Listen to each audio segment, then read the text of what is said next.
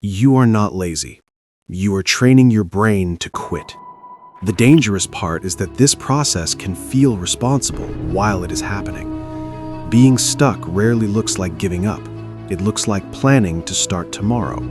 It looks like watching videos like this and waiting for something to click.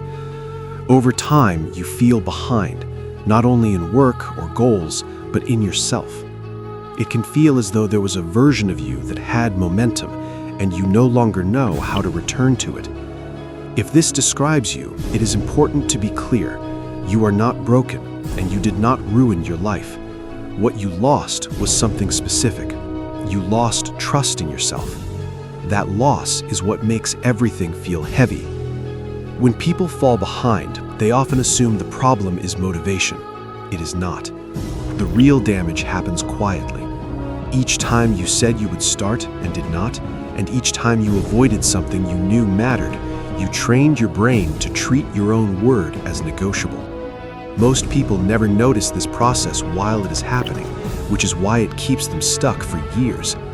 This creates what can be described as self-trust debt. Like any debt, the longer it goes unpaid, the more it costs.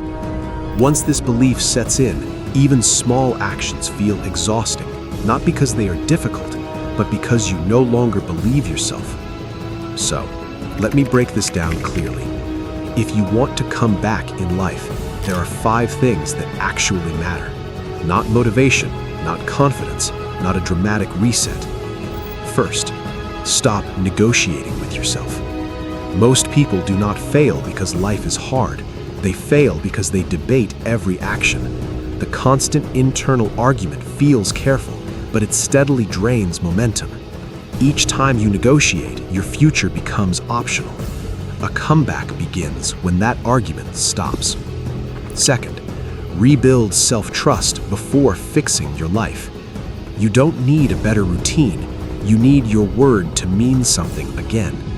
Most advice assumes self-trust is intact, but for many people it is not. Big goals and promises don't fix that.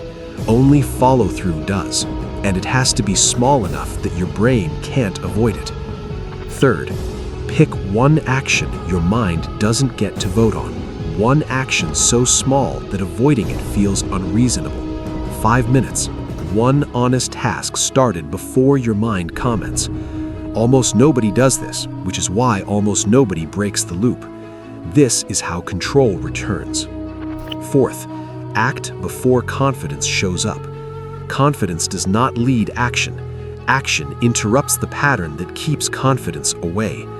The first time you act without negotiating, even once, mental noise quiets, not because you feel brave, but because the loop breaks.